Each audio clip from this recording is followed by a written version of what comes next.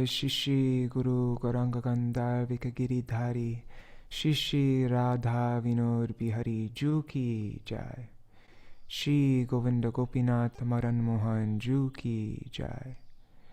Nityal Pravishtam Vishnupad Ashutara Shata Shishimar Bhakti Vedanta Narayan Goswami Maharaj Shila Gurudev Ki Jai. Nityal Pravishtam Vishnupad Ashutara Shata Shishimar Bhakti Vedanta Vaman Goswami Maharaj Ki Jai. Nityal Pravishtam Vishnupad Ashutara Shata Shishimar Bhakti Vedanta Swami Maharaj Shila Prabhupada Ki Jai. Nityal Pravishtam Vishnupad Ashutara Shata Shishimar Bhakti Pragyan Keshav Goswami Maharaj Ki Jai. Nityal Pravishtam Vishnupad Ashutara Shata Shishimar Bhakti Siddhanta Saraswati Goswami Prabhupada Ki Jai. Nityal Pravishta Maha Bhagavat Shila Gaura Kishore Das Babaji Maharaj Ki Jai. Nityal Pravishtam Vishnupad Ashutara Shata Shila Gaur Shila Satchidananda Gaur. Sorry, my mind just went somewhere. Nityal Pravishta Shila Satchidananda Bhakti Vinod Thakur Ki Jai. Jai Shila Gaur Kishore Das Babaji Maharaj Ki Jai. Shila Bhakti Vinod Thakur Ki Jai. Jai Vaishnav Sarvabhauma Shila Jagannath Das Babaji Maharaj Ki Jai. Shri Rupanug Korya Guru Varga Ki Jai. Jai Nityal Pravishtam Vishnupad Shishimar Bhakti Vigyan Bharati Gosai Maharaj Ki Jai. Nityal Pravishtam Vishnupad Shishimar Bhakti Vallabhatirtha Gosai Maharaj Ki Jai. Nityal Pravishtam Vishnupad Shishimar Bhakti Dait Madhav Gosai Maharaj Ki Jai. Nityal Pravishtam Vishnupad Shishimad Shila Bhakti Pramod Puri Gosai Maharaj Ki Jai. Nityal Pravishtam Vishnupad Shishimad Bhakti Rakshak Sridhar Gosai Maharaj Ki Jai. All the associates of Jagadguru Srila Prabhupada Ki Jai. And all the followers and disciples of those associates, all the disciples and followers of those associates Ki Jai. Jai Srila Baladev Vijibhushan Prabhu Ki Jai. Srila Vishwanath Chakravarti Thakur Ki Jai. Shri Narottam Srinivas Shamananta Prabhu Trai Ki Jai. Srila Krishna Das Kaviraj Goswami Pad Ki Jai. Shri Rupa Sanatan Bhatta Raghunath Shri Vira-gopāla Bhattadasa Raghunath Sharda Goswami Prabhu Ki Jai. Shri Sarup Damodar Rai Ramanandari Shri Gaur Parshad Vrinda Ki Jai. Namachay Srila Haridas Thakur Ki Jai. Prem se kaho Shri Krishna Chaitanya Prabhu Nityananda Shri Advaita Gadadhar Shivasari Gaur Bhakta Vrinda Ki Jai. Shri Kshetra Mandal, Goda Mandal, Vraja Mandal, Mathura Vrindavan Dham Ki Jai.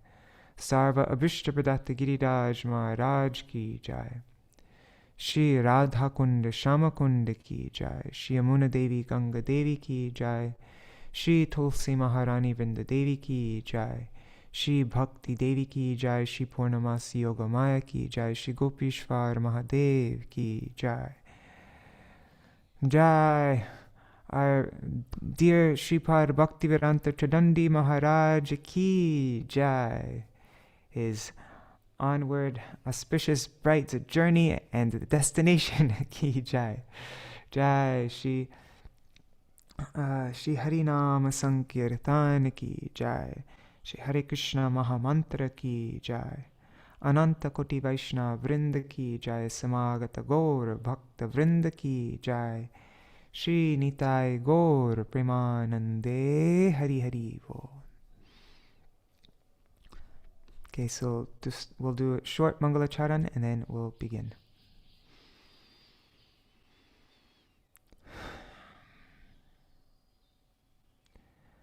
Ajnanatirmirandasya Jnananjana Shalakaya Chakshurunmilitam yena tasmai Shri Guruve namaha.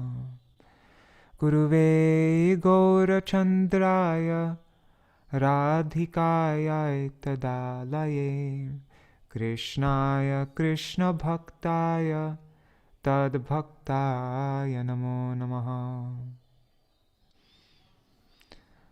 Shri Chaitanya Manobhishtam Stapitam Yena Bhutale Swayam Rupa Kada Mahyam Dadati Swapadantikam.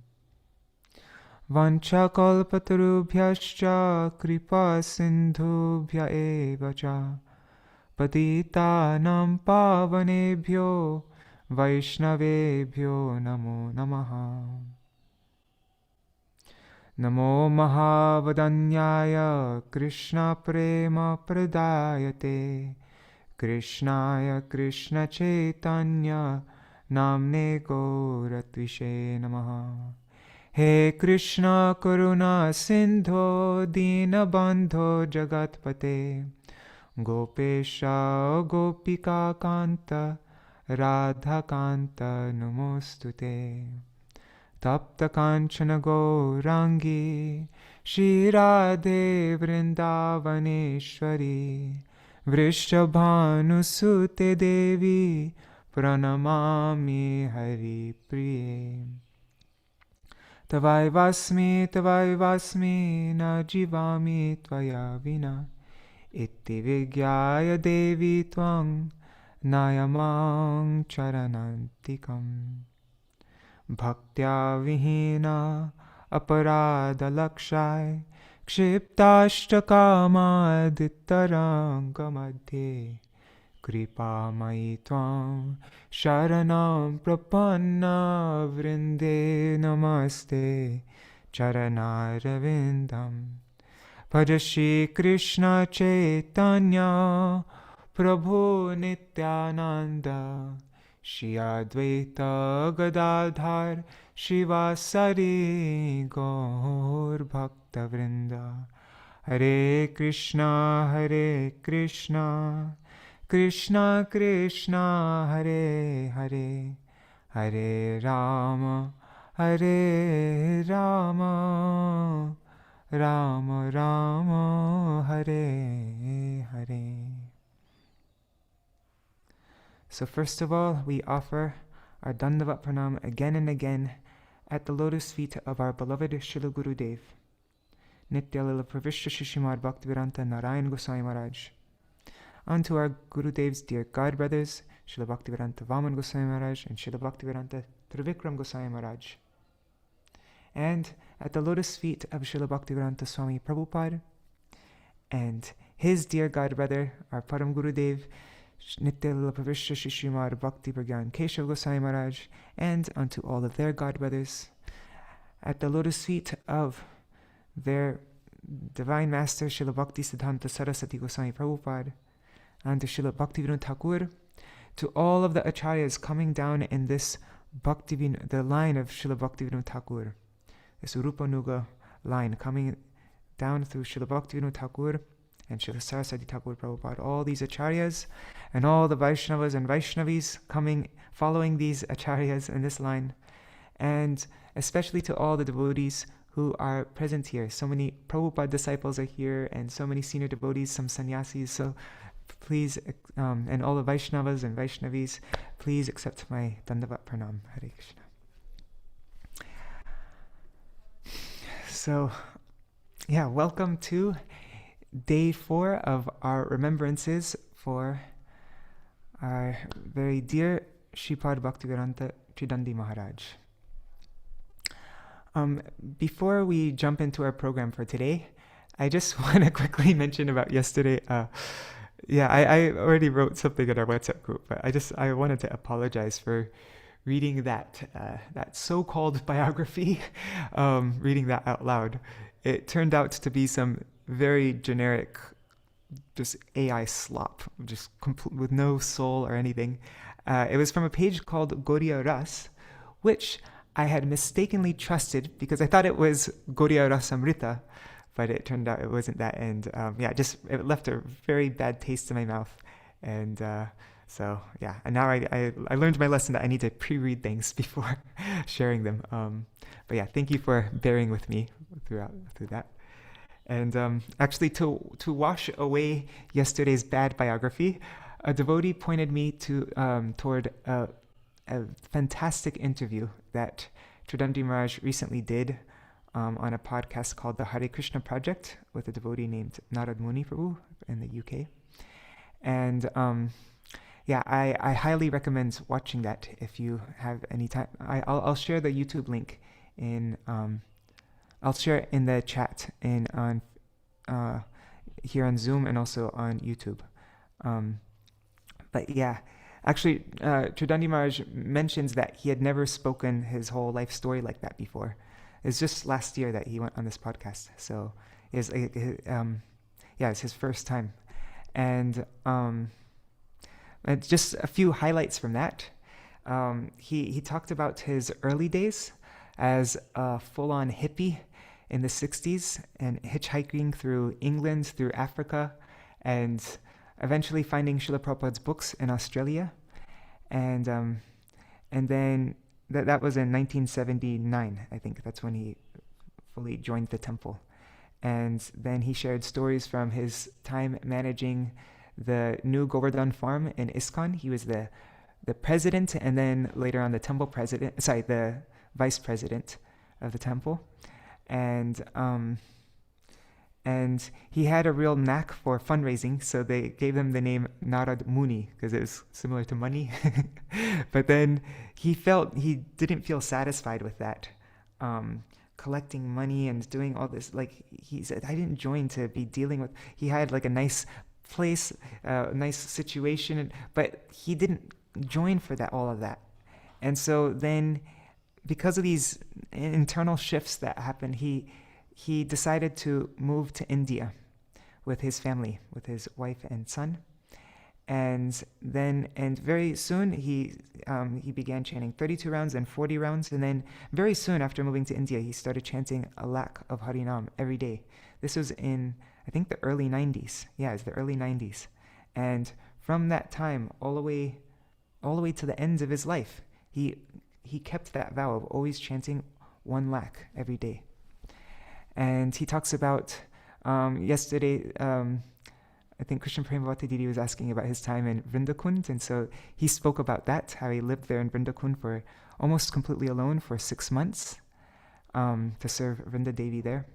And so he tells details all about that.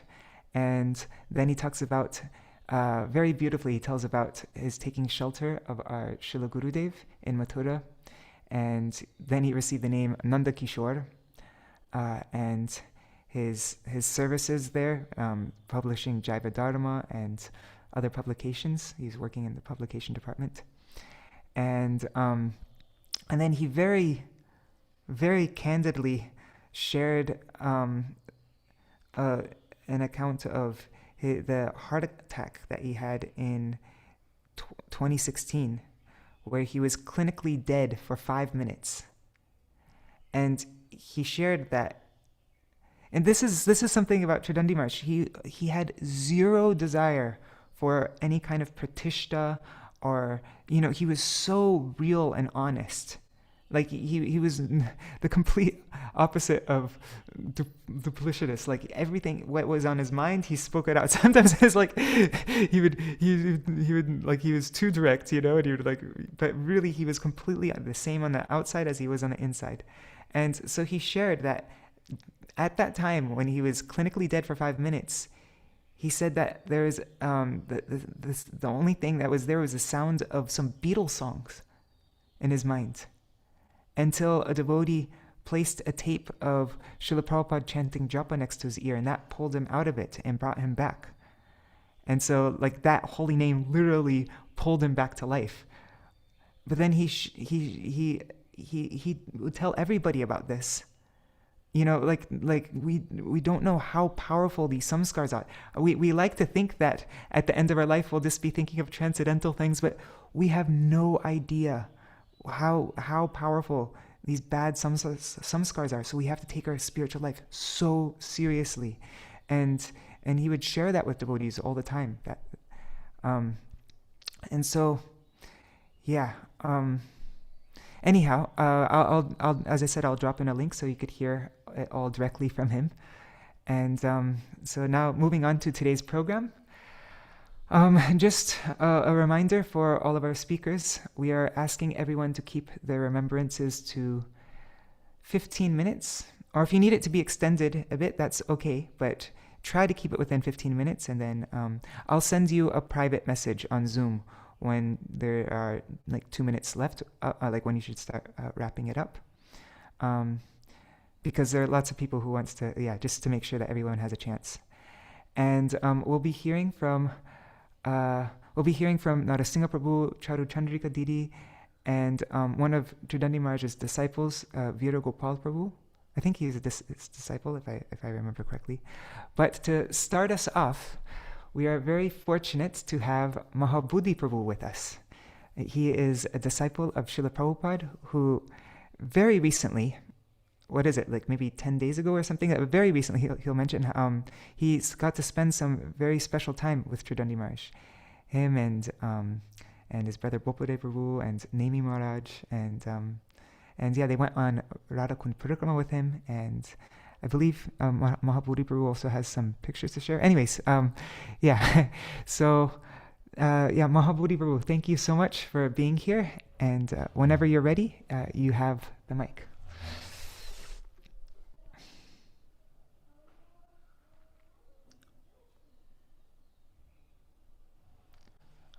Just looking at the chat. Are you okay? Haribo Mahābuddhi Prabhu. Dandavat pranams. Haribo Dandavat pranams. Madhukar Prabhu, all the devotees. Jai Radhe Radhe. So I have some video that I took from that time and some pictures. I just don't know how to get it from my films into the Zoom. But someone can figure that out for me. I can show some of that where Tridaṇḍī Mahārāja, we spent many hours that day with Maharaj. But first, let me off. Oh, sorry. Just Mahābuddhi Prabhu, at some point, if you're not able to do it now, then maybe later, you could share them with me on WhatsApp, and then I could share the photos. Okay.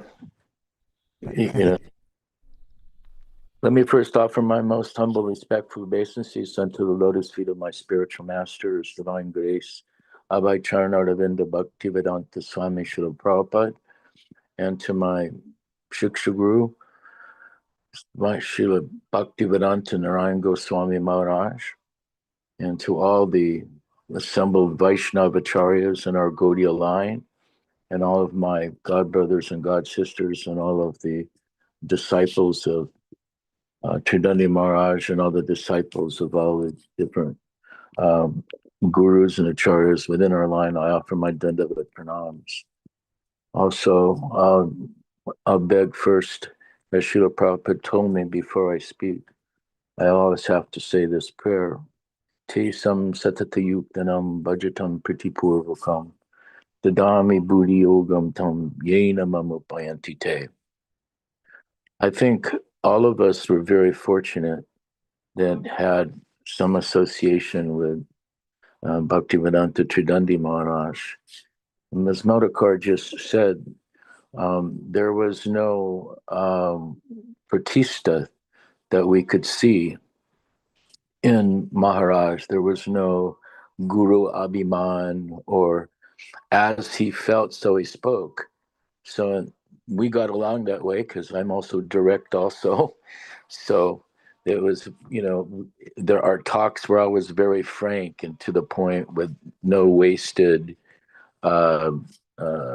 pleasantries. It was just kind of very nice and direct. And so, but all of the opportunities that we see when I've been thinking, like we see Srila Prabhupada had held Srila Gurudev's hand and said, begged him to please, I've taken my disciples so far.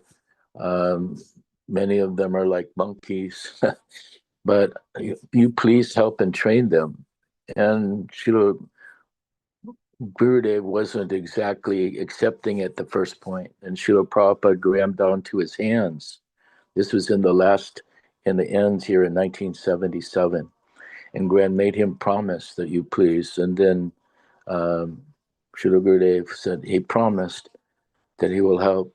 So I knew, Tridaṇḍī Mahārāja in the early 1990s, 1991, when he was Narada Muni, when he was in Vrindavan.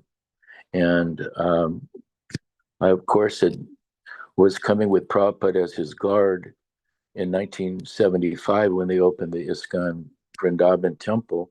And so somehow or other we made friends at that point.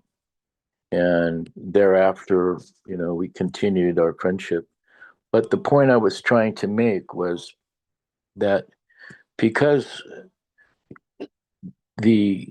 for Westerners not being familiar with Gaudiya Vaishnavas and taking full surrender, he took full surrender of Srila Gurudev and Srila Prabhupada's teachings.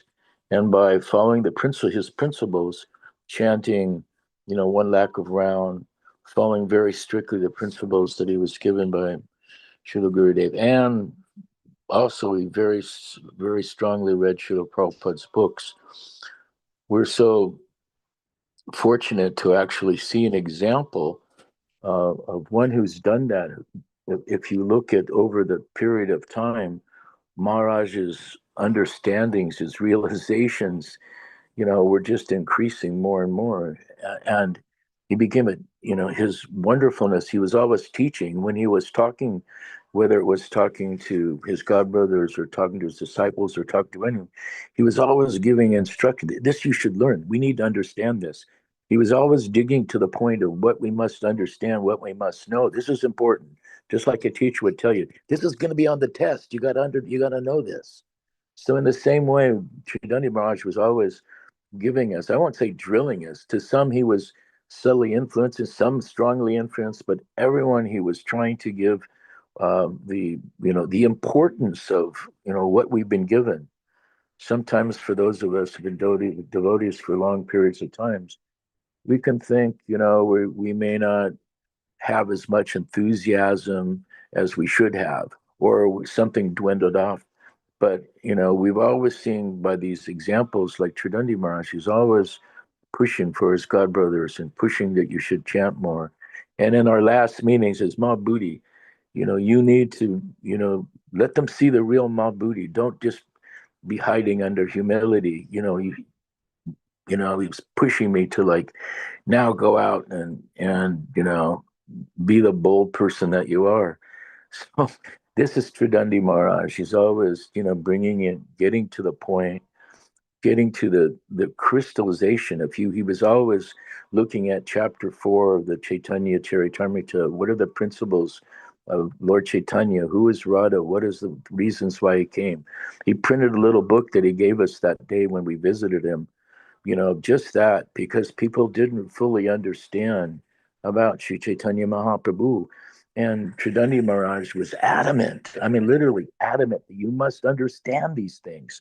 Not sympathetic, not hesitant, but adamant that you must understand this, So I see him as a real general in Sri Chaitanya Mahaprabhu's party, a real example, especially for those of us who've come from the West that, didn't have, at least in this birth, a lineage of, of our parents and our grandparents, and coming down in the Vedic. We were born thousands and thousands of miles away from Vrindavan, India. And, the journeys that we all took to get there were, somehow or other, by whatever good fortune that we had to meet Srila Prabhupada and meet Srila Gurudev, was a blessing for all of us. But to see someone like Tridaṇḍī Mahārāja take so much advantage in following it, and then he became, where everyone he come to, he was teaching, whether or not, when some of us couldn't go on to the parikramas, for whatever, everyone would go on the parikramas. I felt no loss listening to Tridaṇḍī Mahārāja on his Zoom parikramas. I think the parikramas that I went through on Zoom, and maybe others may feel the same thing, were better than the ones in life, because he would explain it, and the things that you had missed in translation, someone speaking Bengali, someone you can't hear, you're trying to put little headphones on and trying to figure out what someone's saying. No, he was giving it as Srila Gurudev not only visited it, but also the explanations of his understandings over the years of going to it. So in this way, the parikramas were just wonderful again. I think his understanding and how many times many of us have listened to Jiva Dharma that he put on recording. I mean, that was it just, one of the few things first you could get on recording. But I know for a lot of us, oh, that was easier than trying to read the whole Jiva Dharma because you would be listening to it. You can go back and hear it again. Oh, okay. And get it. We're so thankful that and I told him, and now I lost the Jiva Dharma. Someone borrowed it from me. I don't know where it is. So I'm hoping I can, find another one again to re-listen to it. But in this way, he was so relevant for some devotees. Now that's Tridaṇḍī Mahārāja as a teacher, as an example, as a staunch general in the Lord Chaitanya's army.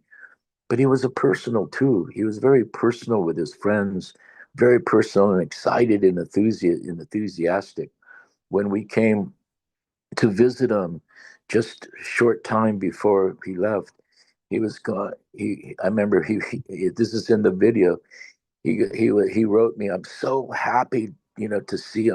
I'm so glad you're here, that you're coming." And then he said, "I just talked to, you know, Vaikanas Maharaj, and I told him, it's coming today.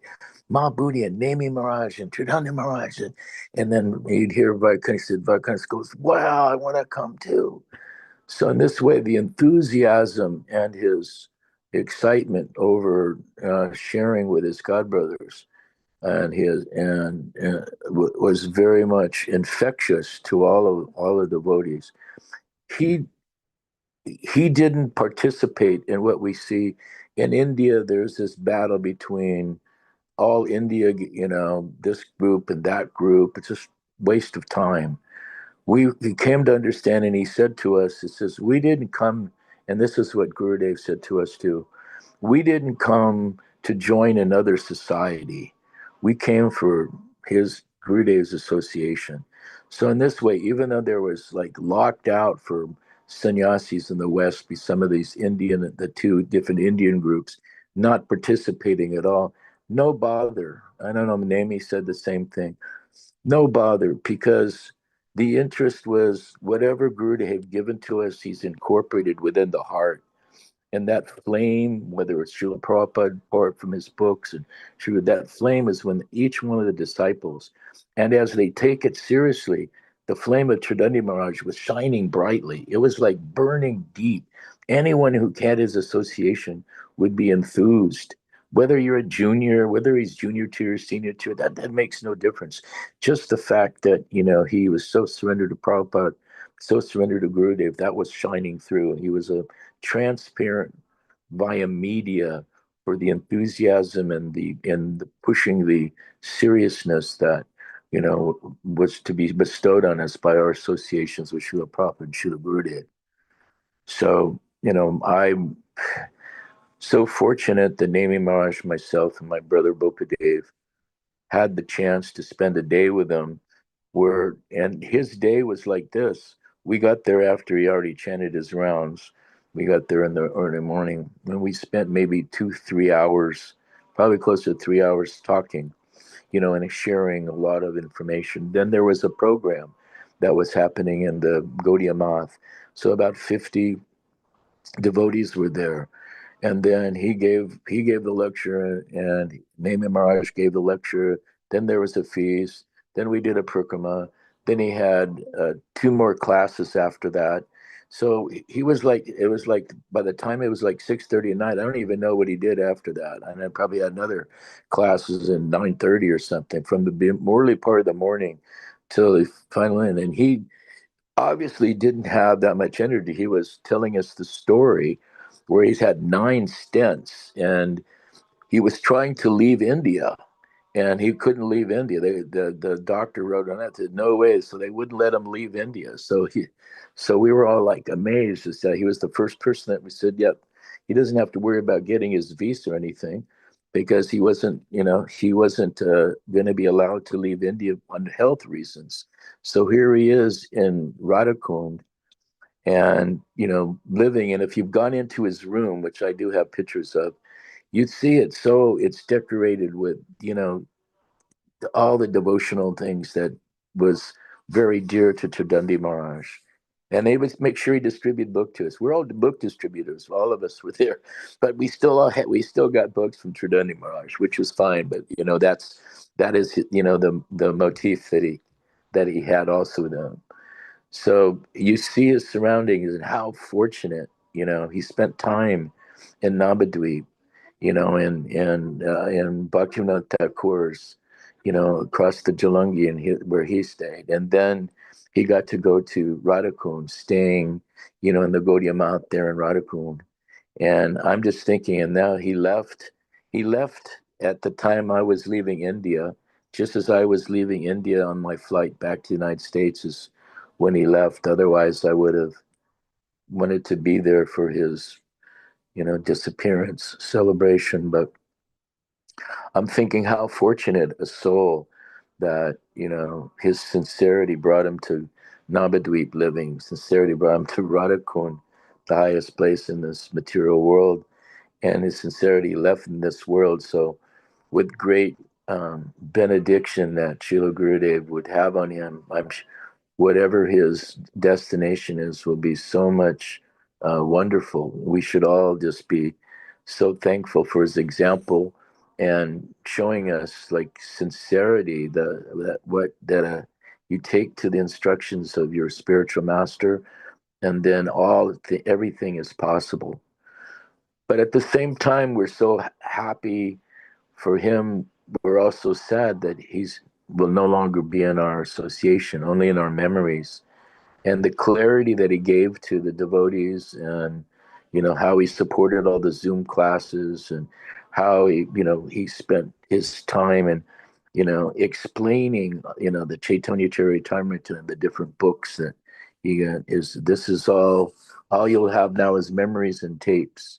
But such a great person has left this planet. We really don't know how fortunate it is, that association with Tridaṇḍī Mahārāja. I keep thinking, when I was thinking of Prabhupada and Gurudev, there's a verse in the Mahābharata that says, what is the most rarest thing in this world? It's like one 1/16th second association of a pure devotee is the most rarest in this world. And if Tridaṇḍī Mahārāja wasn't pure, then I don't know who was at this point from all the rest of the, the followers. So the followers of Gurudev and the Western bodies, he was a shining example, even for the Indian body. But I want to get into that. But that shining example should be, melted into our heart in remembrance, and for the opportunities that we had for, his association. I'm so fallen that, Radharani and Krishna only gives me moments, not like, long, long times, but at least during very shortly before he left, we got to spend the day with him. And so I'm fortunate that all of his, his blessings and the time that he spent with us is enough for us to remember, his holiness, the great Bhaktivedanta Tridaṇḍī Mahārāja ki jai. All glories to some devotees. Vanchakalpatibhyascha kripa sindhubhye cha patitanam pavanebhyo vaishnavebhyo namo namaha.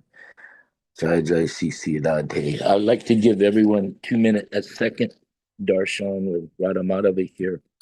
Somehow I felt that's it. Let me just switch over my thing. Let me see if I can if I figure out how to do this.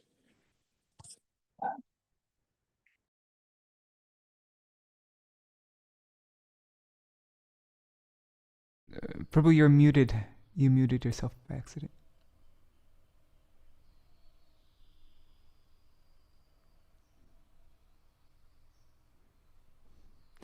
Yeah, I think on Zoom it's a little bit on your phone. I'm not sure how. It might be a little bit more difficult to switch the camera.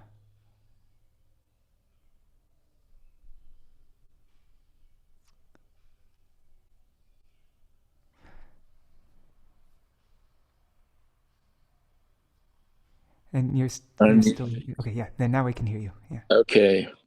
So I'm trying to get the camera going the other direction. Let me just see. I think it was up there. Okay, you did it. Yeah. Oh, well, hold it. Oh wow, beautiful. Wow. Just get a chance to see Sri Chaitanya Mahaprabhu, Radha Madhava, Sri Radha Madhava Shalagram, and all of this. Some of them. Here, the deities in West Virginia. Radhe Radhe. Wow, thank you for that darshan, and your darshan through your speech. That was such a very complete, glorification and remembrance. And you also mentioned points that nobody else mentioned, and so thank you. That was really nice. And also, you finished like on the dot, right when it turned to 15 minutes. You immediately offered pranams. You're like right on time, also. I guess I lucked out. Thank you. Right, Prabhu. Thank you for inviting me. I'm sorry I missed the other days. I was still spending jet lag coming back, and my timings are all messed up, So appreciate it. But Radhe Radhe Haribo. Oh, and next we will have Narasiṁha Prabhu. He will share his remembrances, any homage like that. Well, Hare Krishna Prabhu. Oh, God. No. Haribo. Gurave Gaurachandraya, Radhikaya Tadalaya, Krishnaya Krishna Bhaktaya, Tad Bhaktaya Namo Namaha. Vanshakalpa Turubhyascha, Kripa Sindhubhya Evacha, Patitanam Pavanebhyo, Vaishnavebhyo Namo Namaha. First, I would like to offer my eternal, affection-filled, and grateful Dandavat pranams to my spiritual masters, my Diksha Guru, Srila Bhaktivedanta Narayan Goswami Maharaj, my original Shiksha and Bhakti Pradashika Guru, Srila A.C. Bhaktivedanta Swami Maharaj, Srila Prabhupada, my Shiksha Gurus, Srila Bhaktivedanta Bharati Goswami Maharaj, Śrīpāda Bhakti Swarup Sridhar Maharaj, and all the Vaishnavas. And really close to the top of the list, Srila Bhaktivedanta Tridaṇḍī Mahārāja. So, there are so many qualities that we've heard, and I don't want to simply repeat. And honestly, when I think about Maharaj, and I've been thinking about him a lot, obviously, because that's what we do. When we lose something, that's when we realize how valuable it is. And very unfortunate that when we have it, we neglect it. But I'm happy to say that Maharaj and I had a relationship that wasn't neglected. But when I think of Maharaj, what comes to my mind isn't all these glorious qualities, which are absolutely true, but the simple fact that he was my friend, and I loved him, and he loved me, and it was very obvious in his dealings. And I don't exactly remember the first time we met. I've never been good with details and chronology and stuff, but of course it was in India. And there was a Parakram party, and we went to his place in Godran, and we were outside, and he was going to speak, and so I was asked to lead kirtan with harmonium, etc. And he very much appreciated, and we just started to speak. And, it was one of those relationships where it's instantaneous. It's like, oh, I know you. You feel so comfortable, so at ease, so it's just affection immediately. So this is, from before. So over the years, we had many contacts, often when I wasn't in India via text. But a little while ago, several years ago, he'd invited me to come and stay with him in Navadvip at Surabhikunj, just down the road from Swananda Sukada Kunj. And and he arranged a room for me, and everything's right next to his. And I stayed for a month and chanted a lot more rounds than normal, and just had the most exquisite, I loved it there, and I loved being with him, and I'd bother him early every day, and we'd sit together so long. We'd begin the day. It was so sweet, so innocent. He enjoyed this Indian, like Ayurvedic coffee substitute. Yeah, whatever, Ayurvedic, whatever. It tasted kind of like coffee. It was fun. And he introduced me to the possibility of instead of a creamer, using coconut powder. So every morning we would have this, and I'd make sure over the days earlier, I'd wander off to the fruit shops and make sure he always had nice fruit. And he was very naughty. Of course, I knew he had a bad heart, but I didn't know what his diet was. So he got me, getting nice bread for him from this one store, and butter, because, how do you have toast without butter? So he was enjoying it. And then he said, I really shouldn't be having this, but it's very good. So it's like, it kind of reminds me of, everybody's heard similar stories with Srila Prabhupada, Srila Gurudev.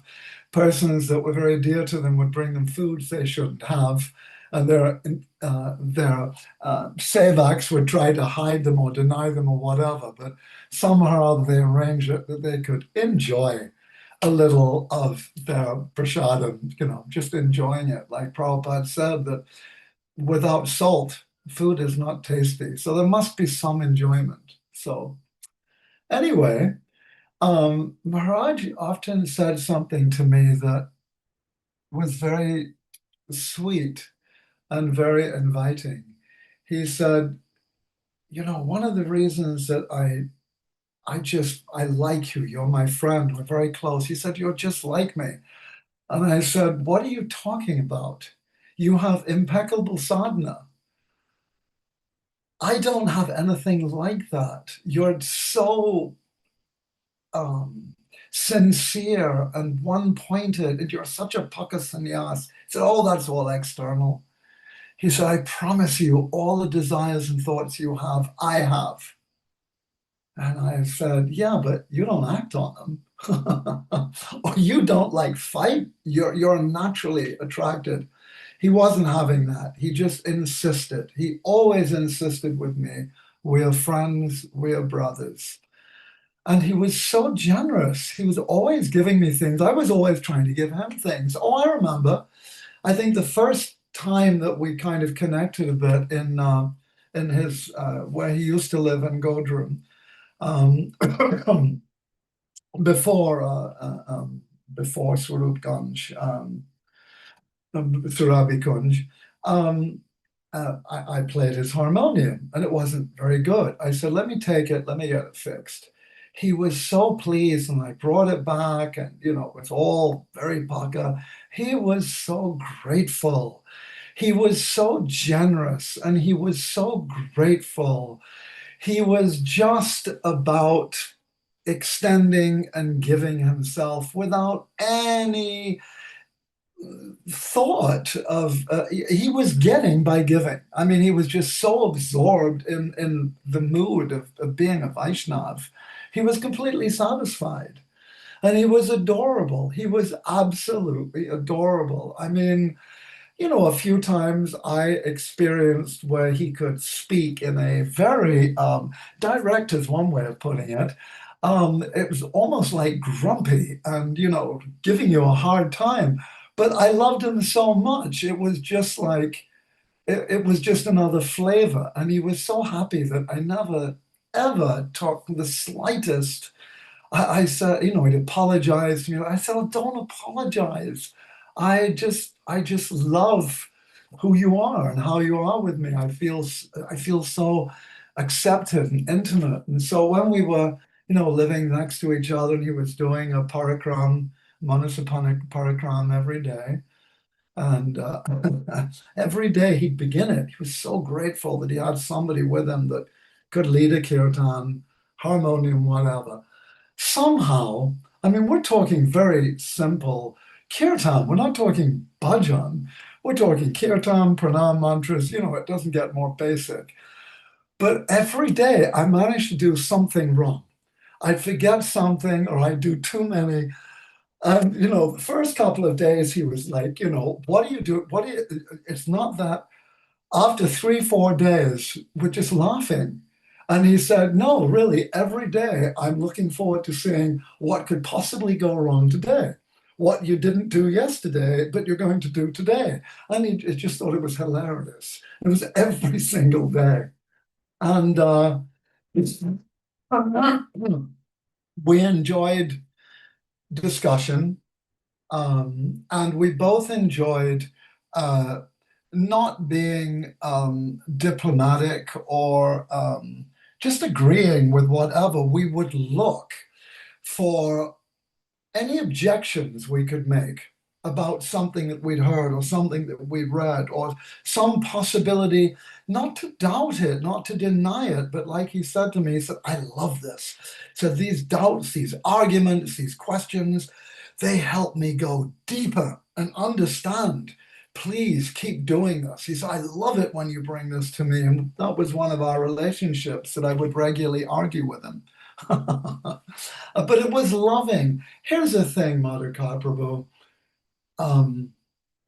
Just like Mahābuddhi mentioned, lava matra sadhu sangha, sarva siddhahai. In a single moment, how many shastras can you hear in a single moment? How many lectures can you hear in a single moment? None. None. But there's something about the moment's presence, like when you're really in the presence. And I'll give you an example of being in the presence of a Vaishnava. There have been photographs put out of late on Facebook of Maharaj sitting with Gurudev.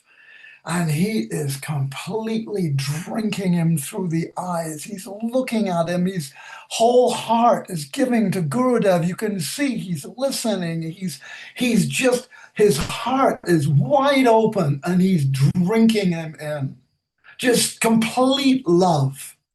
And when you have a moment of love and affection with a Vaishnava, that's the topmost thing. That there's nothing higher than that. When you're in their presence and they look at you and they accept you and they embrace you, you got the whole thing, sarva siddhihaya, right there. And so when I think of Maharaj, I know he was a brilliant preacher. He was so clear and detailed and articulate and no nonsense and structured. Oh my God, his structure was incredible. And, he studied and all these things. But I just have to say, when I think of Maharaj, I just remember how much I love being with him. And it's really bizarre to think that in this life, I'm not going to get more of that. The last message, very last message that he said, his last message to me, yes, who knows when we'll meet up, but most assuredly we will, my dear friend. And the last time we spoke over the phone, I seem to remember it was the very end of Kartik, and I just snatched a couple of hours to do parikram around Radhakund before getting the taxi back to Delhi, etc. And by the way, I have to say that I regularly say etc. now, because Maharaj, in his speaking, and I was just so used to being with him, he would say things and he would say etc. Etc. was one of his words, and it's just completely, and I love it. Whenever I say it, because I know that was never my habit, I'm just aware that's Maharaj, etc. But anyway, he called me and he said, I saw you in Radhakund and I was calling Narasiṁha, but you didn't hear me. And you know why? Because you were talking. The last thing he ever said to me was a little pinch.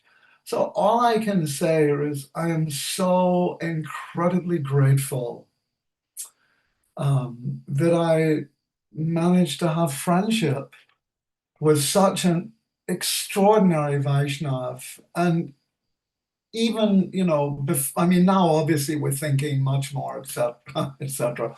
But before, I would think of him and I would think, yeah, he's really, he's a great this, that, and the other. But that's not how I would normally think of him.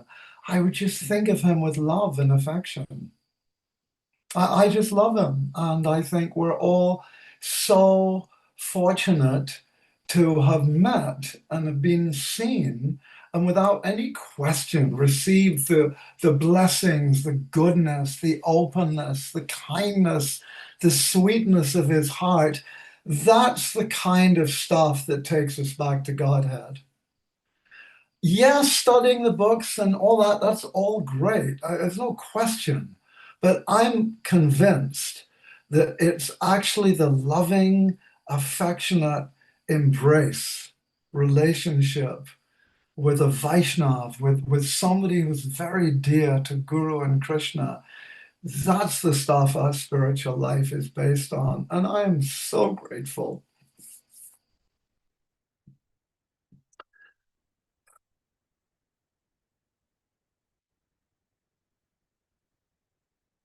And I miss Raj very much. He's simply one of the sweetest friends. Everybody that knows him knows that. The sweetest, kindest, no ego, nothing. Krishna conscious, sincere devotees. Maharaj not just was, he is, because he's somewhere, and where he is now is amazingly auspicious, because there's none of the dirty little bits of samskaras that came in this life's prarabdha karma. That is completely blown. He is now in such an unimaginably high position with Gurudev and with topmost Vaishnavas, as he completely deserves to be. But he is really, he's a devotee's devotee. Hare Krishna, Vanchakalpatarubhyascha, Kripasindhubhya evacha, Patitamam, Pavanebhyo Vaishnavebhyo Namo Namaha. Maharaj, I hold you to your promise. One day soon, because this body's getting older too, I look forward to seeing you again. Hare Krishna.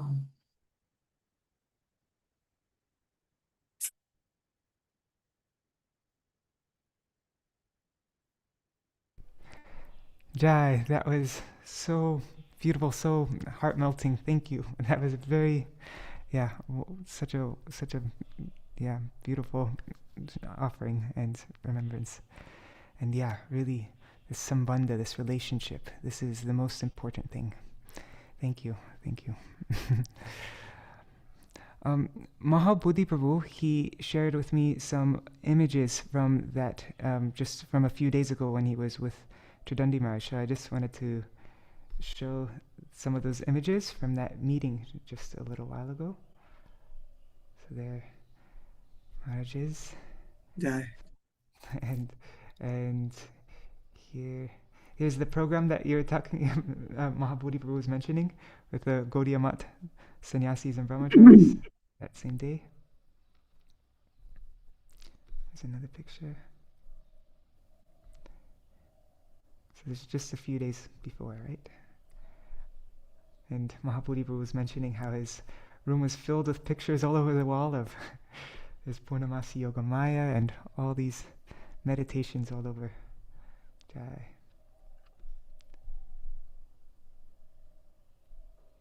Beautiful. All right, so next we will hear from Caru-candrika Didi. Are you ready, Caru-candrika Didi? Otherwise, just give me a second. Otherwise, also we could hear from Vira-gopāla Prabhu first, if you'd like to go after It's up that to be you. better? It's entirely up to you. Oh no, I'm saying if you're ready now, then that's great. Otherwise, if you you can. Okay. So, can you see me? Yeah. Yes. Amaginathamandasya Gananjana Salakaya Chakshumalitam Yena Tasmai Shri Gurave Namaha Vanchakapadrubhyasta Kripa Sindhavevacha Patitanam Pavanabhyo Vaishnavebhyo Namo Namaha Gurave Gaurachandraya Vadikaya Chitale Krishnaya Krishna Bhaktaya Tadbhaktaya Namo Namaha. So, before I begin, I offer my humble, most respectful obeisances time and time again, the lotus feet of my Gurudev, Nitya Lila Vishnu Vishnupada Astata Sadashishima Bhaktivedanta Narayan Goswami Maharaj, and unto all our Rupanuga Guru Varga, and unto Śrīpāda Tridaṇḍī Mahārāja, who left his body, left this world very recently. And we've been hearing so many glorious remembrances of him. It's amazing, actually.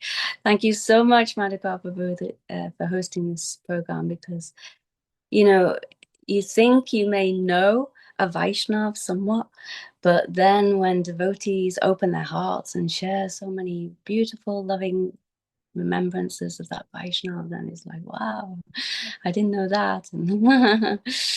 And it really reveals so much about their lives, their characters, their teachings, everything. So anyway, so we've already heard so many nice glories today, and other days I'll just try to summarize some things about Maharaj and my interactions with him and what I've heard. Okay, so we know that he was born in 1949, as you said, in Canada to British parents. His father actually was from a very aristocratic family. His mother was from a more humble background. And actually, I think that really shaped his character, because, you know, you can see kind of both sides in his character. He had, you know, the air of aristocracy, but at the same time, very humble, you know. So, he had a very good education. He went to private school that was paid for by his father. And, you know, we heard that he joined the movement just after Srila Bhaktivedanta Swami Prabhupada departed this world. So, and we know that he got married to Vaijayanti Mala Didi, who is an amazing Vaishnavi, as everyone knows. And you know, they were an ideal Grihasta couple. I first met them in Vrindavan in 1996. And at that time, he and his wife were living at a place just near Rupsanat and Gaudiya Math called Kaushik's place. I don't know if you ever went there yourself, but yeah. It was a very old building, you know, very simple rooms. And they'd moved from Australia there in 1991, and you know, their son, Govardhan was there, and I noticed Tridaṇḍī Mahārāja had a very sweet and natural relationship with his son, which continued throughout his life. So anyway, this place, Kaushik's place, you know, no one could stay there for so long.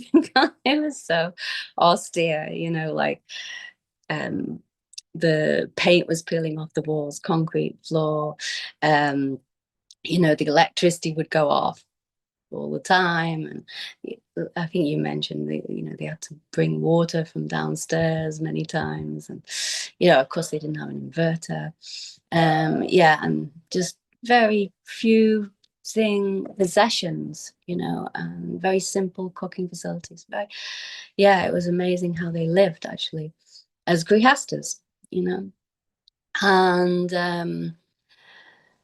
yeah, I lived at Kaushik's place for a short time there in 96, 97. So I saw directly myself how, you know, they were both so absorbed in bhajan and publication seva, and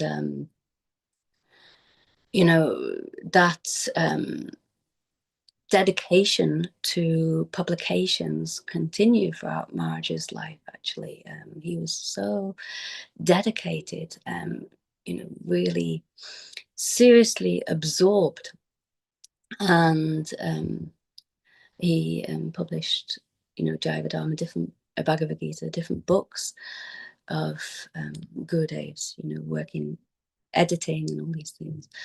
So anyway, I always observed that Tridaṇḍī Mahārāja was, you know, very serious devotee, very attached to Gurudev, as we heard this mention. He had so much love and affection, attachment for Gurudev, and also for his Harinam, which he would chant 64 rounds for practically his whole spiritual life. And he's very much attached to the Shastra, Srimad Bhagavatam, Chaitanya Charitamrita, which he would hear. He would study himself, encourage others to study like that. And we heard how he was very much attached to the Dhams, like Vrindavan Dham especially, and then Navadvip Dham, Gudrun Dham, Radhakund in the end, like this. And you know, when he was in the Dham, he didn't waste his time at all. You know, every moment was very valuable to him, very important. And he would go to bed early, get up early every morning, maybe 1 or 2 in the morning, and he would begin chanting very seriously. And I think he would maybe chant his whole 1 lakh, you know, in those early hours of the morning. So, but not only that, he encouraged others to chant 64 rounds daily, of course. And even though he had like really chronic heart problems, very serious heart problems, we heard how he had 9 stents placed in his heart. That's like unbelievable, you know. Even though he was offered open heart surgery, what's it called, like a bypass, but he refused. He said, no need in this life, you know. Let me go and die in the dawn, no problem. Die naturally like that. So, but the point is that he never slackened in his sadhana throughout all his heart problems that he had, serious heart problems and subsequent operations. He continued chanting his 1 lakh Harinam every day, going on parikramas like that. And day in, day out, he would wake up early and chant his rounds like that. He had such nishta. So, so later, when he took Vanaprast, then he was inspired to travel and preach. So he first went to the UK, and at that time, one devotee took him around the UK to give classes. And at that time, he wasn't so well known, you know, so he didn't have like, you know, really big audiences or anything. But whoever came to hear from him, whether it was a few devotees, anytime, actually anywhere throughout his life, didn't matter how many devotees would come and hear from him, even just 1 or 2, he would speak to them like he was speaking to a whole big audience. You know, he would give his everything. And I heard that once when he was taken to Wales, and he went to the house of Halidhar and Sumukhi Didi, and Sumukhi Didi had this son called Krishna Prachar. He was just a little boy at that time, maybe just 3 or 4 years old. And this boy was so enamored by Maharaj. And even though, you know, he could, I think, hardly speak at that time, so he turned to Maharaj and he said, "Oh, this is the happiest day of my life.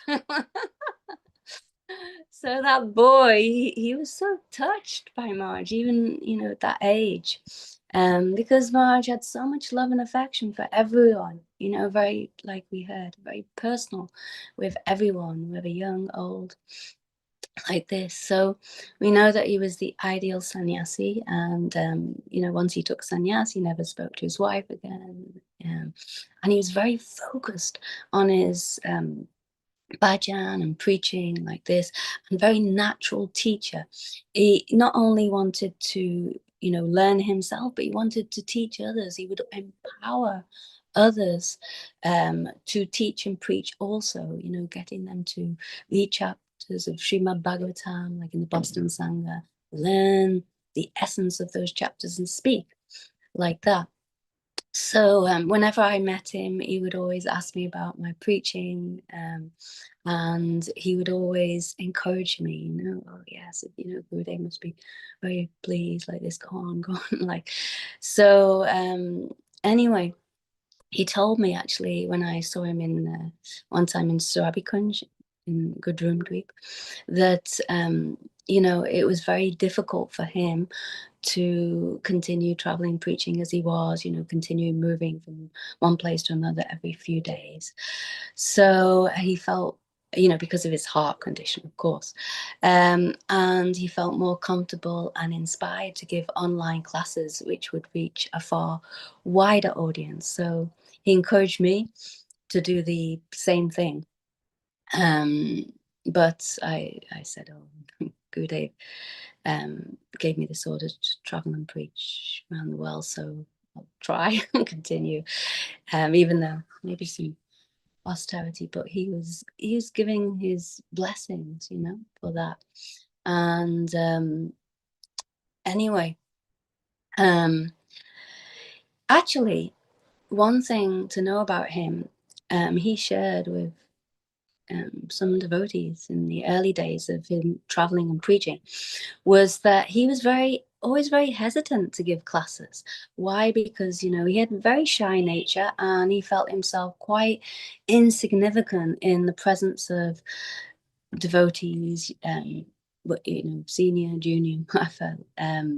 Actually, most devotees were junior to him anyway, but he was so humble. And you know, I think the thing that inspired him to get over his shyness, hesitation like this, was the appreciation that he received from all the devotees around the world when, you know, he would put so much time and energy and effort into his classes. He would really cover every single point like threadbare.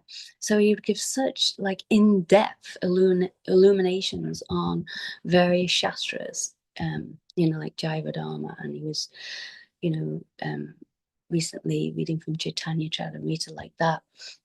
So, and he would always give very nice examples in his classes that everyone could relate to. So, so like this, actually, one day, one devotee told me he was distributing Maharaj's Beyond Liberation CD. You know, Maharaj produced this Beyond Liberation CD, and yeah, he was distributing that in the UK. And you know, that devotee went to this one town, I forgot where it was, and said, you know, they never had any problem with like police or council people moving devotees on from that town before. So on this day, he was distributing Maharaj's CDs, and he was approached by 3 council guys, and they approached him, you know, very aggressively and said, hey, what's going on? What are you doing? And, you know, he told them, you know, about the CD and everything, and they said, you know, this is illegal, and you know, you're collecting money, this is illegal, and you know, you should come with us down to the council offices. So but he explained, you know, there's a Hare Krishna audiobook, and they asked him for his ID and everything, and they said, okay, you know, we'll have to take a copy of this CD from you and we'll have to check it out, you know, listen to it and find out what's all about. And then we'll make a decision. So then around a week later, this devotee got an official letter from the council saying, we've listened to that CD and we are completely satisfied that everything is fine and there's no problem at all with the CD and what you are doing, you know, you can continue. And you know, devotee told me that, oh, it's probably, you know, when they heard Marge's like posh English accent, you know, his very kind of authoritative voice, then they probably thought, oh, yes, this is completely bona fide, you know. And of course they got the benefit of hearing. So amazing. Anyway, just to finish, that you know, many devotees explain that Maharaj was always very approachable and he made everyone feel very comfortable, able to express themselves, ask any questions like this. He was always very friendly and personal with everyone, very kind. Even, you know, as a sannyasi, if someone didn't have a room, oh yes, you can share my room. And even like, you know, like that. He was very down to earth. He didn't have any pride about him, you know, being a very senior Vaishnava sannyasi guru like this. And therefore, he endeared himself to so many devotees from all over the world. So, and it has been mentioned, you know, when anyone ever did anything for him, then he would always remember that, you know, and always feel very indebted to that devotee. So so I just want to share one more memory as well. Someone told me that once one devotee ended up in hospital in Govardhan during Kartik Vrajmandal Parikram 1 year, during Gurudev's physical presence, and he was suffering from acute cellulitis. And Tridaṇḍī Mahārāja, he came to see that devotee every single day, and he always came with like fruits and nuts and, you know, things for him to eat. And I think he was in the hospital for about 9-10 days, so he came every single day, even like as a sannyasi like that. And when this devotee was being discharged, he paid the bill, 10,000 rupee bill for him, you know. Maybe he got reimbursed for that, but he paid, you know, out of his own pocket. So and then he sent a car to pick up that devotee and bring him to the mat like that. So just, you know, my personal exchanges with him. Actually, the last interaction I had with him was when I visited Sravi Kunj, and I was like looking at the picture of Srila Bhaktivinoda Thakur with all his family members, and I was thinking, actually, which one is Bimala Prasad? And I kind of thought it was one, you know, the son on the left, the top left, but I thought that, oh, Tridaṇḍī Mahārāja would know, and I immediately messaged him just to make sure, you know, and he immediately got back and he explained, he did, yes, it was so he's so personal in that way, you know. But I was so grateful that during Kartik, this was the last time I saw it actually, and sorry, Manjari did. She Manjari did from Canada. She was saying to me again and again, you know, I want to go to see Tridaṇḍī Mahārāja. Sorry.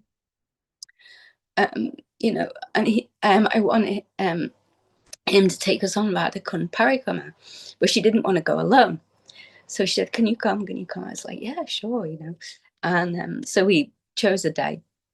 And Marge said, you know, you have to be there at 6 a.m. So like, okay. And I invited Karunamai Didi also from Canada. So she was so happy to come. And so all three of us went and we met. We were maybe a little bit late, you know, and Marge was there, you know, ready, waiting. And as soon as he didn't know I was coming, you know, and as soon as he saw me, he said, "Oh, Caru-candrika, you've come," like that. And who am I? I'm like very insignificant. But he's so sweet and personal, and so happy that I came. So he was very enthusiastic. But he said, I have to tell you that due to my heart condition, then I have to go slowly. And we were saying, no problem, Marge, you take your time, we'll just go as slow as you want. But and he said, I can't speak so much either. No problem at all, but he was so enthusiastic that he started speaking and explaining things, and then at one point, before we'd even kind of entered the Radhakun Parikama Marg, he said, oh wait. And then he had to stop, and he said, I have to sit down. And then he sat down, and we were like, oh, Marge, are you okay? Do you need anything? And maybe someone gave him some water, and then he was saying, no, just like this. And he was in so much pain, actually, and he had to stop there for a good few minutes, maybe it was 5 minutes, I don't know. And then we were, quite worried. And then he was like, okay, and then he went on. And then, we were saying to Marge, don't go so fast, it's okay. And don't speak so much, it's okay. But he wanted to speak, and he was he took us into all these mandiras that, some of them I never knew, I'd never been in, and we were like, wow. And he was explaining, and but what was amazing also, like many devotees mentioned, was that everywhere he went, everyone knew him. All the sadhus, like pujaris, everyone, and they were all so happy to see him, and greeted him very lovingly. And he also was so happy to see them, and was expressed so much love and affection to them, like they were his family members. That's really how it felt. So in this way, he just had this natural ability to endear himself to everyone, sadhus, Vaishnavas, everyone. And also they not only they had so much love and affection, he had so much love and affection for everyone.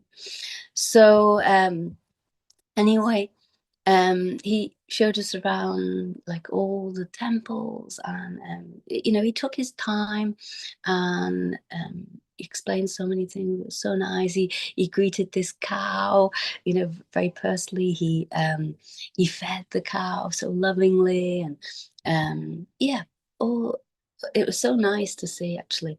Anyway, in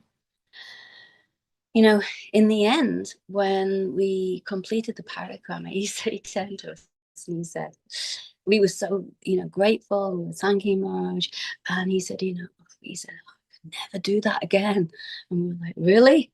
And he said, yeah, with my heart condition, I can't do that, because he felt like he had to go a steady pace for us. And we were saying, no, not at all.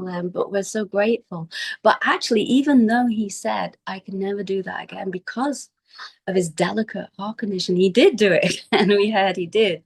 So he was so kind, so merciful in that way. And he loved the Dham so much. He was so attached to Dham. He wanted to share, like this is my home, this is my home. Like anyone will say, oh, invite someone into their home, I want to show you like this. He really felt that. So anyway, that parikrama was very special. I'm so grateful to Maharaj. I think Manjari Didi and Karuna Didi was so grateful also. We got that opportunity just before he departed. We didn't know he was going to depart very soon. And actually, when I read the message that he had departed, okay, yeah, all right, yeah, 1 minute. I read the message that he departed. I was really surprised. I thought, no, you know, Radharani and Gurudev will surely keep him, you know, in this world for some time longer to share with the devotees, but no.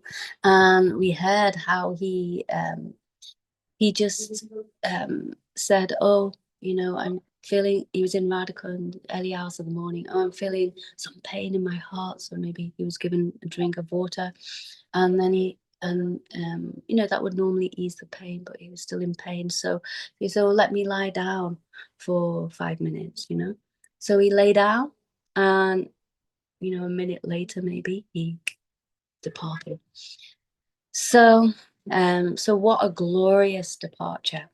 Very, very peaceful, very, very auspicious in the holy Dham.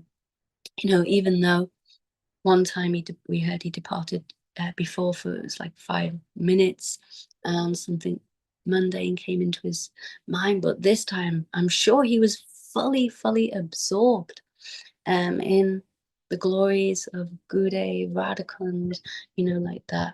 So we can only hope and pray for such a divine departure. And also I pray to follow in his footsteps, how he was such an ideal sadhak, and throughout his whole devotional life, you know, he never wavered. He was very fixed, never deviated from any of his practices throughout his life, even when he was very sick like this. So I pray to Gurudev, to him, that I can have a drop of his nishta, a drop of his taste for bhajan, and you know, also his attachment to Harinam and to the Holy Dham. I pray for just even a drop of that in this life. So, Jai Śrīpāda Tridaṇḍī Mahārāja ki Jai. Was so fortunate to have known him in this life, and like devotee said, to see an example, like from also a foreigner from the West. You know, we have so many examples of Indian devotees, but really, you know, he was a real example of an ideal sadhak and also a preacher. Okay, so Jai Śrīpāda Tridaṇḍī Mahārāja ki Jai. Vanchakalpa Trubhyasta Kripasinvevata Patitanam Pavanabhyo Vaishnavebhyo Namo Namaha. Śrīla Gurudeva ki Jai. Jai. Wow, thank you so much. That was such yeah. Thank you for sharing also that last memory that you had with him. And yeah, I mean, like, it was very Tridaṇḍī Mahārāja. The way that he left is the only way I could ever imagine for him. He didn't like to, like, you know, he didn't like things to draw out, just quick and finish. Let's get it over with. You know, like, everything was like that with him. He always wanted everything to be like quick and let's get it over with. Let's, you know. And so, like, the way he left was very, like, that's the way I'd imagine it for him. You know, just don't waste any time. No long drama, long drawn out thing. Just, you know, lay down and then done. One step, I think that everything he did in his life was very abrupt, like when he decided to take sannyas, when he decided to go and live in Gudrumdreep or Radhika and something like that. Also his departure very abrupt. Yeah, exactly. All right, thank you so much. And now we have our last speaker for today, Vira-gopāla Prabhu. Dandavat pranams. Pranams. Haribol. I'll make it so you can share your screen also, right? Let me just... yes, please. I'm not very technical. You'll have to guide me through this. But I know I just have to press some buttons and it'll all happen. Okay, I'm opening up screen sharing for everyone. And so now on your screen, I think at the bottom, you should see something that says share, like in the middle. Right? Yes. Yes. Okay. So just click there. Okay. Is that what I press when I want to share the screen? Yes. I suppose. Yes. Okay. So my Dandavat pranams to all the Rupa Nuga Guru Varga. I don't know many mantras, so I just pay my simple pranams. but sincere ones, and to all of the August Assembly assembled here, to all the Vaishnavas and Vaishnavis. I'm a newbie, as they say. I met His Grace Śrīpāda Tridaṇḍī Mahārāja in 2020 when my first wife passed away because of cancer. And I was very distraught. And my friend thought that I was going to quit my body because I'm a weakling. And he pulled me out of my house and took me to Śrīpāda Tridaṇḍī Mahārāja. And then from there on, I was given a new lease of life. So that's the long and short of it. For me, I can say truly that I have lost the only real friend I ever had. I realized that after he left. And it was the same when my wife left. I realized how fortunate I was to have our association. And my wife now has told me not to cry. So you guys, please help me. Stop me if I break down. So rather than mumble on, I made a little attempt to capture some of the most precious words, although Tridaṇḍī Mahārāja, for me, was perhaps the only person that I ever came across of whose words I wanted to, every single word, I felt I could embark on a PhD. He was the only person that I ever felt like this. So I tried to start capturing excerpts to quickly engage me with him. And now that he's physically not there, I'm going back to them. And from there, I've tried to compile some words of Maharaj, because for me, I need to see him most of the time. So with your permission, everyone's blessings, I would like to just share this compilation, if that's okay. Thank you. So now, is this where I press share screen? Yeah, press share screen. And is there sound with it or no? Yes, there is. Okay, so when you push share, then you'll see, you can do it now. You can press share and then... Okay, I'll do it as we do. Yes. And then you can either share just that window or you can share your full screen, whatever is easiest. Shall I just go on to the playing video media player software now?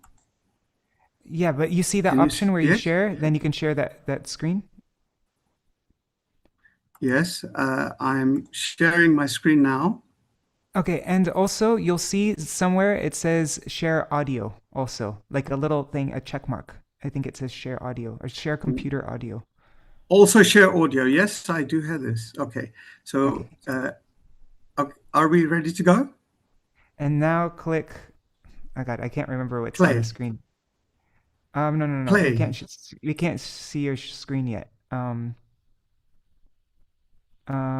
Wait. Let me just see what happens when I do it. One second, I'm just seeing what happens for me.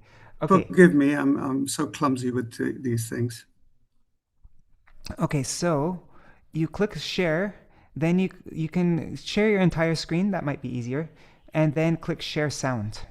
So I'm just I'll let you do that now. Yeah. Entire screen. Share entire screen.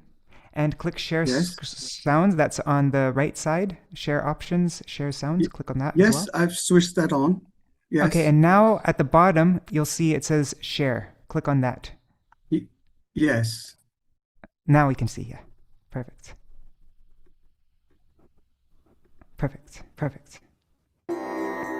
If we understand this principle of eternal truths, our life becomes very strong. It's very much, we're building a platform of truth, of essential realities. And it's not what we had always thought it was previously. We have to be educated to come to accept this reality. That means we have to let go of what we previously considered was the absolute truth. This is what education means. When you accept a new focus, a new standard, a new truth, that means you let go of that previous impression and you come to the truthful impression. Mahaprabhu has come. Rag Mag Bhakti Loke Karite Prajan. He's come to give this Raganuga Bhakti to the world. He hasn't come to give Vaidhi Bhakti. He hasn't just come to give Bhakti. He's come to give Bhakti Ras. It's phenomenal, the gift of Mahaprabhu, when we consider it properly, how in this most dark age of Kali, this remarkable gift of Raganuga Bhakti has descended to the conditioned souls in such a way, so sweet. We simply have to take this Harinam and hear and read these scriptures by the Dara, by the personalities in this line, and then we will understand the nature of this Raganuga Bhakti, which practically, previous to Mahaprabhu, was not practiced practically at all. It was all Vaidhi Bhakti, Vaidhi Marg. In Vaidhi we are afraid, and it's governed by fear. And our mood is to be afraid of the Supreme Personality of Godhead. It's described that the fire incinerates out of fear. All the devas are worshipping Vishnu in a mood of fearfulness. They're performing their duties. It's not rag. The illusion is so thick that we act, because Krishna has arranged it this way, that we actually think, yes, I'm getting some pleasure, this Jad Anand, this dull material pleasure, and we keep trying for that.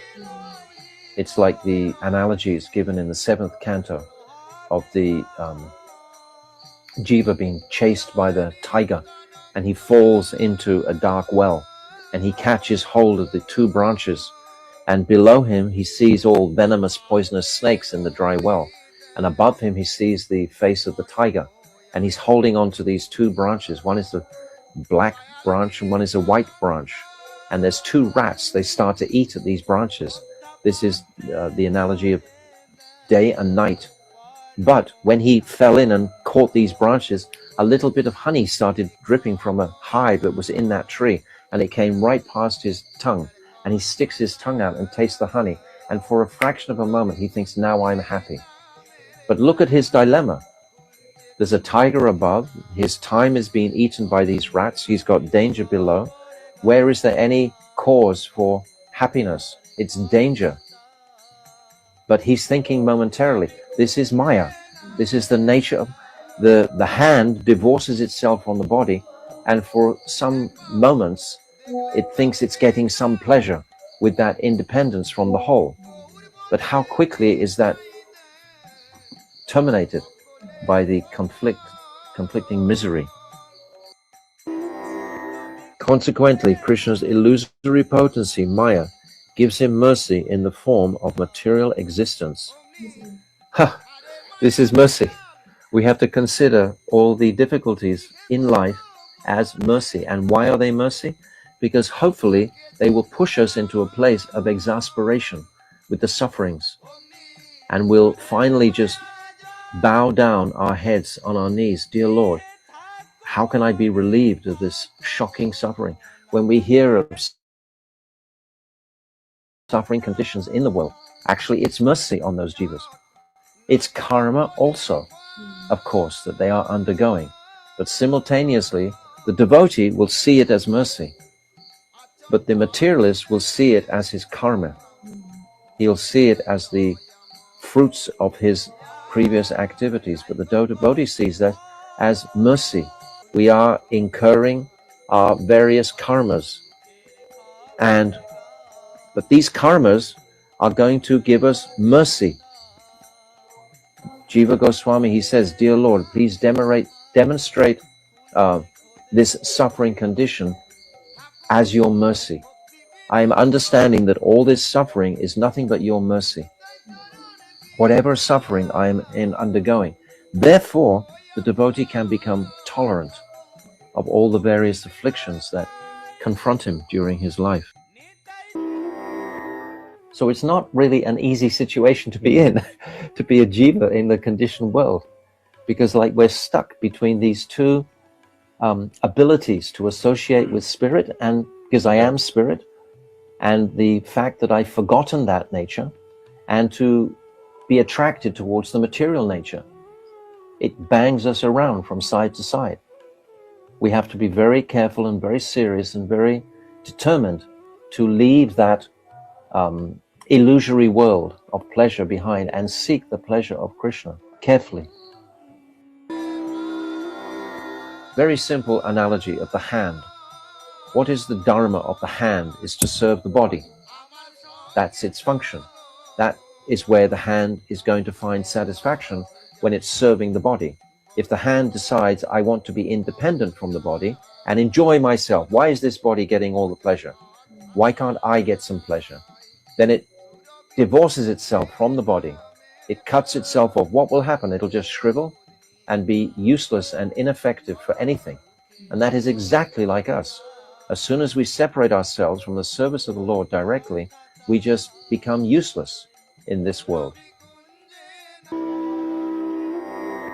We are Chit Vastu and not this. And how do we implement that in our daily life? So we keep getting thoughts about which is not related to Krishna. So how do we deal with that? It's a process. It's a process. It's a process. Bhaktisiddhanta Saraswati said the first point of bhajan, now think about this, is patience. We have to have patience with ourselves. We have to have patience with the length of time it's going to take to purify our dirty, conditioned consciousnesses from billions of years in different bodies, etc. They have to be purified. That takes time. These distracting thoughts that come in for our own sense gratification, exploitation of the world, they will come in. But what sort of determination am I having to leave those aside? So like a sadhak, how does he deal with that? Like sometimes it's frustrating. He takes shelter of his guru. I can remember once having a most amazing dream about my Gurudev, and I was standing with my Gurudev. And the whole time I was standing with him, I was aware that negative thoughts were coming into my mind at the same time as I was standing with him. And those negative thoughts took the form of like black crows with very sharp razor hoods on their heads. And they were like attacking me, attacking my consciousness while I was standing with my Gurudev.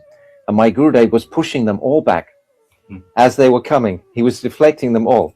And I was feeling wonderful because none of these black thoughts were actually allowed to enter by the mercy of my Guru.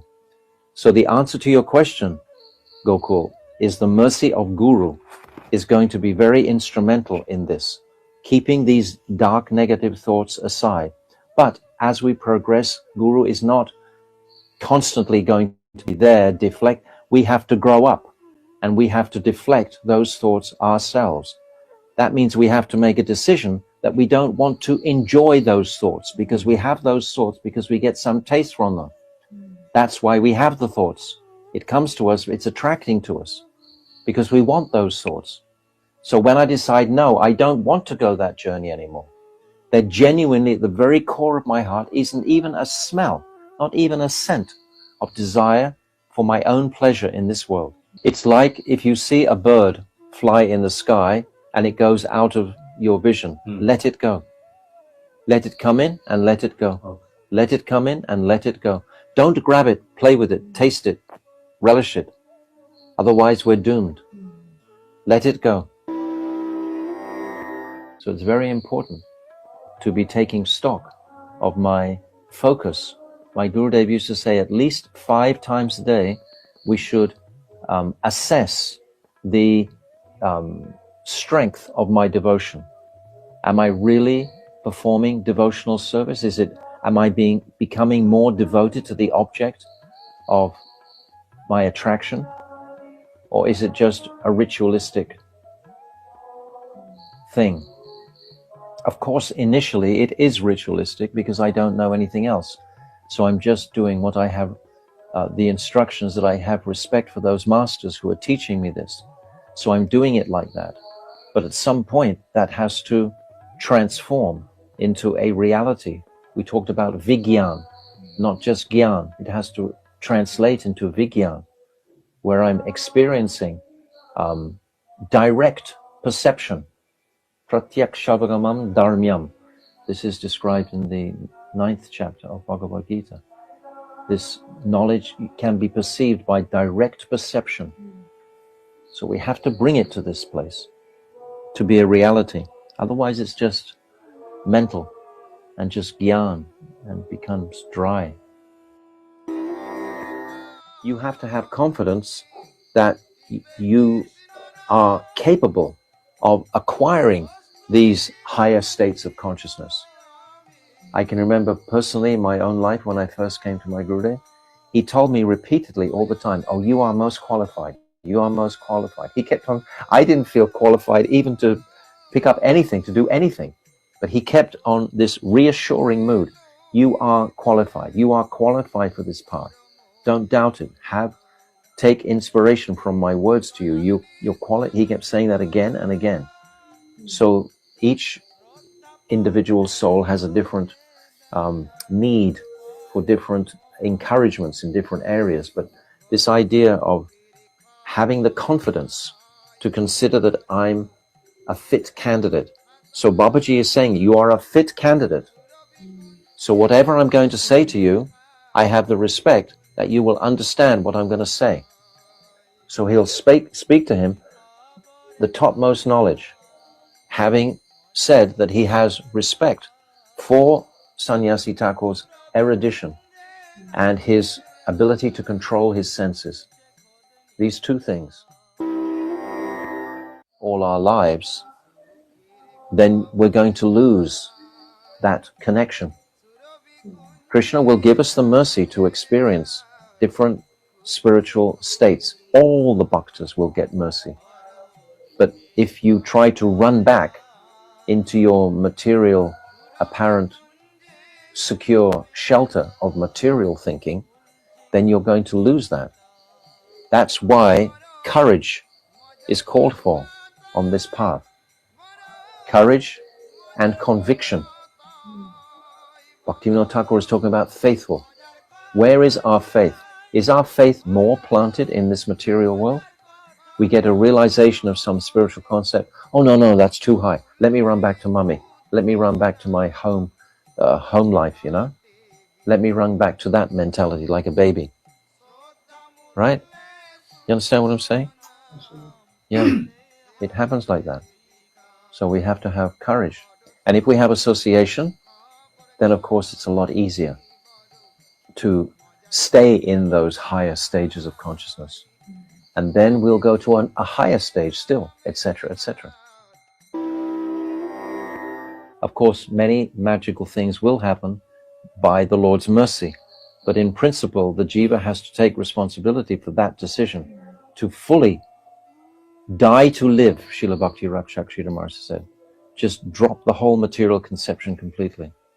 Die to live. It is meaningless.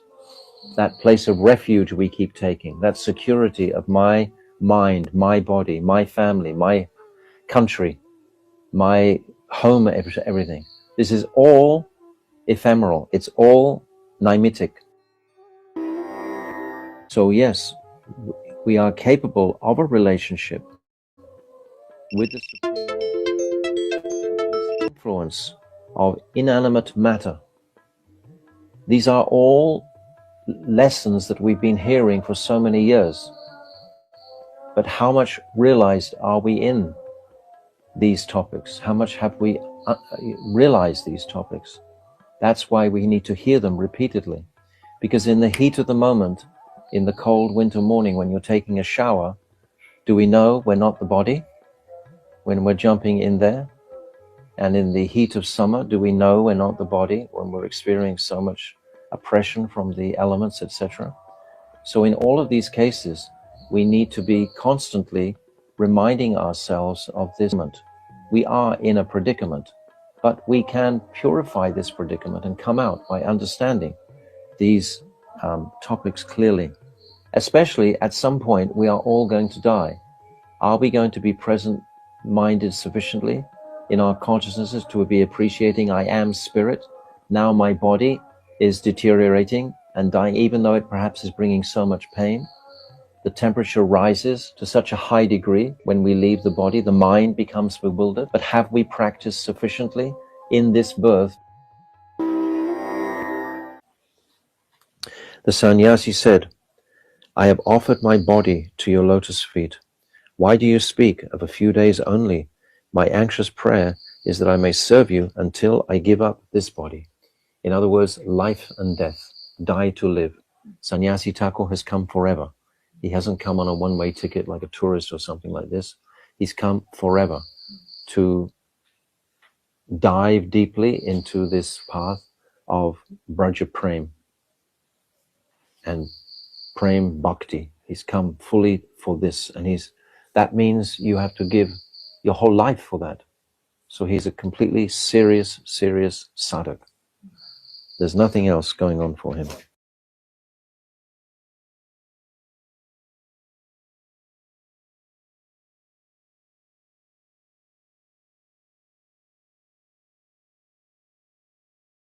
Vira-gopāla Prabhu, you are muted. Vira-gopāla Prabhu, you are muted.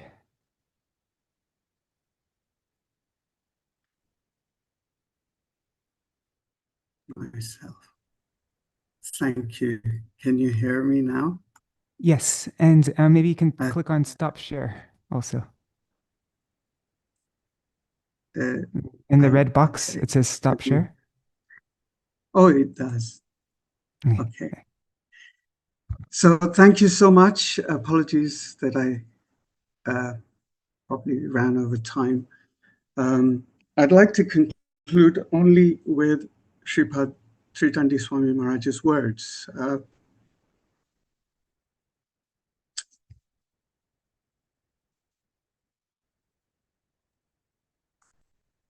That was very special, and that was actually so wonderful. I'm very grateful for you for making that compilation, and that we got to end with this.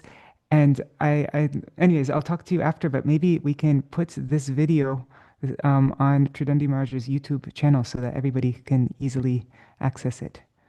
But yeah, I don't want to say anything more because it's nice to end with Tridaṇḍī Mahārāja's teachings like that, his words. So I'll be quiet. And I look forward to seeing everybody all tomorrow. Jai, thank you so much for being here. Jai Shri Radhe, Hari Bol, Hare Krishna. Jai. We'll end with Mahamantra. We always have to end with Mahamantra and Jaidvani. So. Hare Krishna, Krishna Krishna, Hare Hare, Hare Rama, Rama Rama, Hare Hare, Hare Krishna, Krishna Krishna, Hare Hare, Hare Rama, Rama Rama, Hare Hare, Hare Krishna, Krishna Krishna, Hare Hare, Hare Rama, Rama Rama, Hare Hare, Hari Bol, Hari Bol, Hari Bol, Nitai Gaur, Hari Bol, Nitai Gaur, Hari Bol, Hari Bol, Hari Bol, Nitai Gaur, Hari Bol. Jai Shri Sachinandan Gaur Hari Ki Jai, Shri Radha Vinod Bihari Ju Ki Jai, Shri Govinda Gopinath Maran Mohan Ju Ki Jai, Jai Shri Gurudev Ki Jai, Jai Shri Param Gurudev Ki Jai, Jai Shri Prabhupada Ki Jai, Shri Satchidananda Bhakti Vinod Thakur Ki Jai, our entire Rupanuga Gaudiya Guru Varga Ki Jai, Jai Swaparshaji Gaur Nityananda Prabhu Ki Jai, Shri Radha Krishna Gopa Gopigan Ki Jai, Shri Giriraj Maharaj Ki Jai, Jai Shri Radha Kund Ki Jai, Abhinna Vrindavan Shri Navadip Dham Ki Jai, Jai Ananta Koti, Jai Shri Harinam Sankirtan Ki Jai, Shri Hare Krishna Mahamantra Ki Jai, Jai Śrīpāda Bhaktivedanta Tridaṇḍī Mahārāja Ki Jai, Jai Ananta Koti Vaishnava Vrinda ki Jai Samagata Gaur Bhakta Vrinda ki Jai Shinitai Gaur Premanande Hari Hari Bo Vrindai Tulsi Devai Priyai Keshavashacha Krishna Bhakti Pradadevi Satyavatai Namo Namaha Vanchakalpatarubhyascha Kripa Sindhubhya Evacha Patitanam Pavanebhyo Vaishnavebhyo Namo Namaha. Dandavat pranams, all devotees.